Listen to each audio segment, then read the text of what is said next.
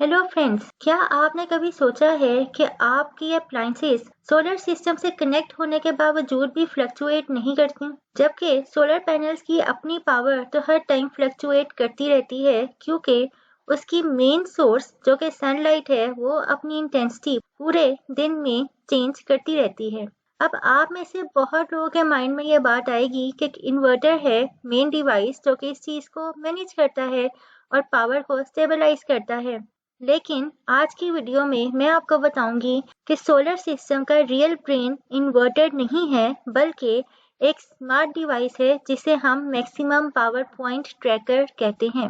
MPPT device आपको अलग से भी मिल सकती है मार्केट से और ये आजकल के मॉडर्न इन्वर्टर्स के अंदर ऑलरेडी एम्बेड होती है। जो हम नॉर्मली देखते हैं कि सोलर पैनल्स की वायर्स इन्वर्टर के इनपुट्स पर जाती हैं, वो actually maximum power point tracker के टर्मिनल्स के साथ कनेक्ट होती हैं जो इन्वर्टर के अंदर ऑलरेडी एम्बेड होता है। आपके पैनल्स जो भी करंट या वोल्टेज जनरेट करते हैं वो बेसिकली एमपीपीटी डिवाइस सेंस करती है क्योंकि इसके अंदर सेंसर्स लगे होते हैं। एक वोल्टेज सेंसर होता है और एक करंट सेंसर होता है। ये एमपीपीटी का बेसिक स्ट्रक्चर है जो कि पावर को कंट्रोल करने में हेल्प करता है।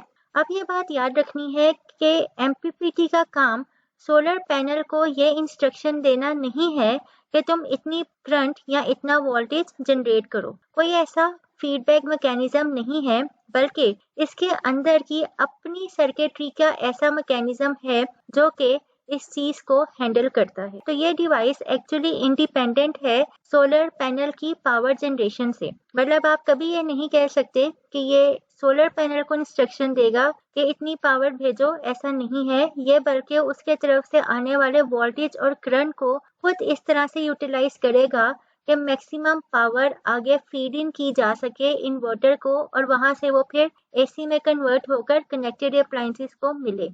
अब इस सर्किट में हमारे पास 4 बेसिक कंपोनेंट्स होते हैं। एक है स्विच, एक है इंडक्टर, एक है डायोड और एक है कैपेसिटर। इंडक्टर का काम ये है कि जो करंट उसे मिले उसे स्टोर करे जब स्विच करंट ड्रॉ कर रहा हो, यानी जब ऑन हो, और जब स्विच ऑफ हो जाए तो उस करंट को डायोड को पास कर दे। ठीक है, और डायोड जो है वो उसे फर्दर एमपीपीटी के माइक्रो कंट्रोलर में फीड इन करे जहां पर वोल्टेज एंड करंट की वैल्यूज कैलकुलेट की जाती है। कैपेसिटर का बेसिक काम है कि आपके एमपीपीटी से जो वोल्टेज आउटपुट हो वो स्टेबल हो, ताकि अगर पीछे कोई चेंज आती है तो आपके आगे वोल्टेज फ्लक्चुएट ना करे, क्योंकि कैपेसिटर से पहले पहले जो चेंजेस आ रही होती हैं वो बहुत ड्रास्टिक होती हैं, क्योंकि एमपीपीटी अपना वोल्टेज एंड करंट का डिसीजन 1 सेकंड में 1000 ऑफ टाइम्स चेंज करता है। अब मैं आपको इसका पहले बेसिक कॉन्सेप्ट समझाती हूँ ताकि ये बात आपको क्लियर हो सके। जो हमारा मेन हीरो है इस सर्किट में वो है स्विच। अब हम समझते हैं कि बेसिकली काम स्टार्ट कैसे होता है। लेट्स सपोज सुबह को सनलाइट आई, आपके पैनल्स ने करंट एंड वोल्टेज प्रोड्यूस किया।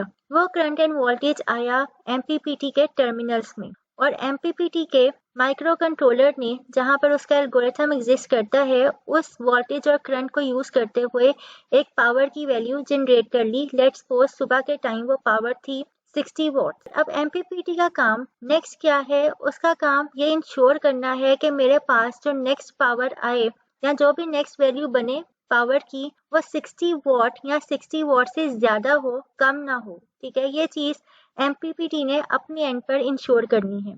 वो 2 तरीके से काम करता है। हमारे पास मैंने आपको बताया कि स्विच लगा होता है, और पहले क्या होता है कि माइक्रो कंट्रोलर एक डायरेक्शन पास करता है कि स्विच को ज्यादा देर के लिए बंद रखा जाए। अब स्विच अगर ज्यादा देर के लिए ऑन रहेगा, स्विच के बंद होने का मतलब है कि उसे ऑन कंडीशन में कर दें। जैसे आपने अपने कमरे का बल्ब ऑन किया तो जाहिर बात है कि बल्ब जो है वो ज्यादा चार्ज ले रहा है। उसी तरह जब आप यहाँ पर स्विच को ऑन कर देंगे तो क्या होगा कि वो सोलर पैनल से ज्यादा करंट लेना शुरू कर देगा। वो करंट वो देगा इंडक्टर को। अब इंडक्टर में जब करंट जाएगा तो मैग्नेटिक फील्ड प्रोड्यूस होना शुरू हो जाएगी। जितनी ज़्यादा मैग्नेटिक फील्ड होगी उसका मतलब है कि उतना ज़्यादा करंट वो पैनल से ले रहा है। इसका मतलब ये है कि वो इलेक्ट्रॉन्स को एक पाथ प्रोवाइड कर रहे हैं कि यहाँ पर फ्लो करो। अब जब इजी पाथ मिलेगा इलेक्ट्रॉन्स को तो ज़्यादा इलेक्ट्रॉन्स सर्किट में मूव करेंगे, और जब ज़्यादा इलेक्ट्रॉन्स यानी ज़्यादा करंट प्रोड्यूस हो रहा हो तो वोल्टेज ऑटोमेटिकली ड्रॉप हो जाता है। इस कंडीशन में क्या होता है कि करंट ज़्यादा है, वोल्टेज कम है। अब ये सारा करंट और वोल्टेज सेंसर्स के जरिए जा रहा है MPPT के माइक्रो कंट्रोलर तक। माइक्रो कंट्रोलर जो है इस करंट और वोल्टेज की वैल्यूज को यूज करके बार बार मल्टीप्लाई कर रहा है और पावर की फिगर निकालने की कोशिश कर रहा है और देख रहा है कि वो 60 वॉट से ज्यादा है या नहीं है। अगर उसको एक बेस्ट आंसर नहीं मिल रहा यानी 60 वॉट से पावर कम मिल रही है तो वो फिर इसका रिवर्स करेगा। वो क्या करेगा, ये इंस्ट्रक्शन पास करेगा स्विच को कि तुम जो हो ज्यादा देर ऑन रहने की बजाय ज्यादा जल्दी ऑन एंड ऑफ हो। इसको कहते हैं ड्यूटी साइकिल। बेसिकली स्विच का ऑन एंड ऑफ होने को ड्यूटी साइकिल कहते हैं। तो माइक्रो कंट्रोलर बेसिकली इंस्ट्रक्शन पास करता है कि ड्यूटी साइकिल को थोड़ा चेंज किया जाए। अगर वो ज्यादा देर ऑन रह रहा है तो अपनी उस टाइम को थोड़ा रिड्यूस करे और जरा जल्दी ऑन एंड ऑफ हो। उससे क्या होगा कि करंट के पाथ में रेजिस्टेंस क्रिएट होगी, करंट कम हो जाएगा, इंडक्टर की मैग्नेटिक फील्ड कम हो जाएगी और वोल्टेज थोड़ा इंक्रीज करेगा। बेसिकली आपका जो MPPT है वो दोनों फैक्टर्स को चेक करता है, स्विच को ज्यादा देर ऑन रखकर भी और स्विच को ज्यादा देर ऑफ रखकर भी। आप ये कह सकते हैं कि duty cycle thousands of time एक सेकंड में बदलता है, जिसमें बेसिकली आपका जो माइक्रो कंट्रोलर है MPPT का वो पावर कैलकुलेट कर रहा है। अब करंट की वैल्यू रिवर्स केस में कम हो जाएगी, वोल्टेज बढ़ जाएगा, फिर वो एक पावर की वैल्यू कैलकुलेट करेगा। अगर वो पावर की वैल्यू 60 वॉट से ज्यादा है तो फिर वो वाली वैल्यू यूज की जाएगी, यानी उतना करंट और वोल्टेज तो है वो आगे पास किया जाएगा इन्वर्टर को for efficient conversion into AC। लेकिन अगर ऐसी सिचुएशन बन जाए कि किसी भी सिनेरियो में चाहे स्विच को ज्यादा देर ऑन रखें या ऑफ रखें, पावर नहीं आ रही 60 वॉट से ज्यादा, तो उस केस में जो बेस्ट पॉसिबल रिजल्ट था उसको यूज किया जाएगा।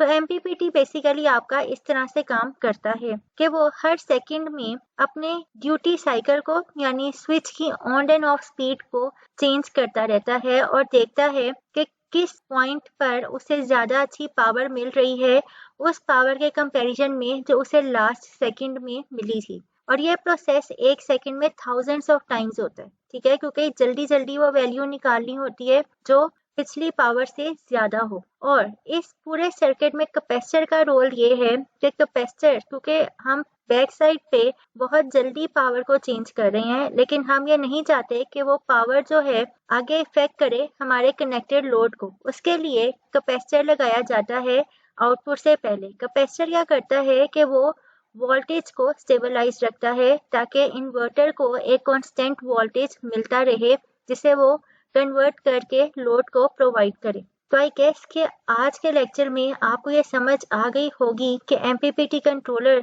किस तरह से काम करता है। अभी भी अगर आपके माइंड में कोई कंफ्यूजन रह जाए तो आप कमेंट सेक्शन में पूछ सकते हैं। और अगर आपको आज की वीडियो पसंद आई हो तो लाइक करना ना भूलिएगा, अपने फ्रेंड्स के साथ ज़रूर शेयर कीजिएगा और मेरे चैनल को भी सब्सक्राइब करना ना भूलिएगा। Thank you for your time. Stay blessed, stay happy.